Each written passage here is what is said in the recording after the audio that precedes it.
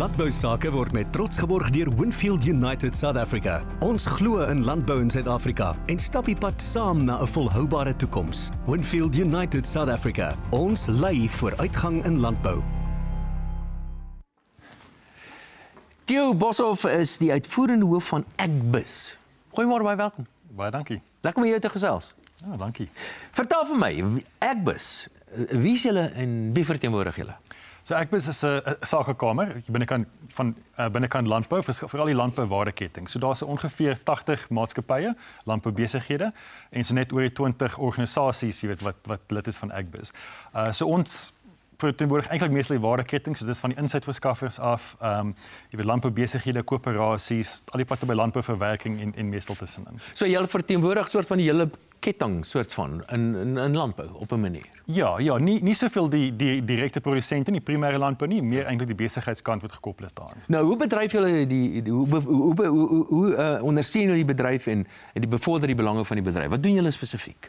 So ons is eintlik maar wat soos in Engels sou sê enabling environment. So ons is die skakel met tussen die bedryf en regering, met vakbonde, ander belanghebbende partye. En ons het 'n paar fokusareas. So wetgewing en beleid is altyd geweldig belangrik. Natuurlike hulpbronne kwessies soos grondbestuur, waterregte, arbeidswetgewing, maatskappyewet, alles wat daar's, jy weet 'n impak sal hê. Internasionale handel ook, jy weet om nuwe markte oop te maak vir Suid-Afrikaanse produkte. Dit is geweldig belangrik. Ek bedoel reeds meer as die helfte van ons landbouprodukte voer ons uit en om momentum te behou, moet ons ook nog markte oopmaak. Ek vermoed marktoegang, jy het nou verwys, is seker krities belangrik vir julle en seker logistieke issues ook. Definitief.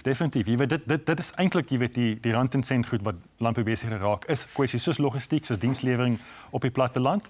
En ons het onder andere, jy weet nou net 'n loosprojek klaar gemaak met Transnet in Kaapstad, jy weet in die Kaapstadse hawe in daai piekseisoen om meer plug points beskikbaar te stel, om 'n buffer te maak in die piekseisoen. So daar is goeie samewerking wat besig is in plaas te vind.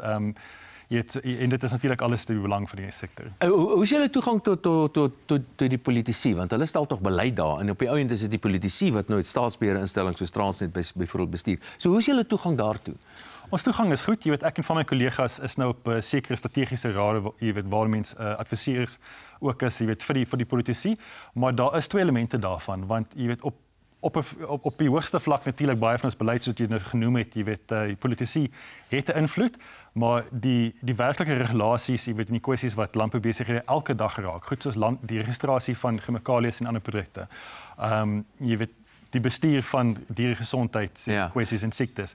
Daar is nie net die politici nie, maar die departemente en die amptenare binne die departement geweldig belangrik. So ons werk op altyd van daai vlakke. Ek kry die sin dat veral Transnet word so iets wat beter bestuur, veral wat die hawens en so betref. Is ek korrek? Ek sou beslis so sê, daar was groot skuwe in hulle bestuur so 2 jaar terug wat ek dink gehelp het, maar boonbehalwe Transnet self, jy weet daar is institusionele veranderings besig in plaas te vind om meer derde partye toegang te gee. Meer kompetisie. Beslis. En dit sê my moet ons bekommerd wees oor moontlike sanksies van Amerika of byvoorbeeld?